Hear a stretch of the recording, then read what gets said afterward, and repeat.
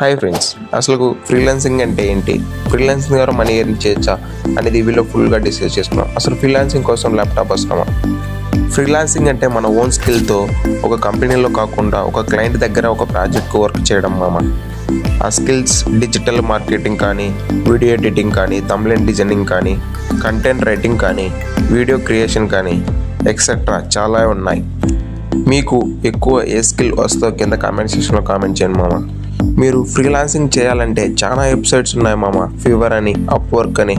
దాంతో మీరు క్లయింట్స్ని ఎత్తుక్కోవచ్చు. ఒకవేళ మీ వర్క్ బాగుంటే క్లయింట్స్ ఈజీగా దొరుకుతారు మామ.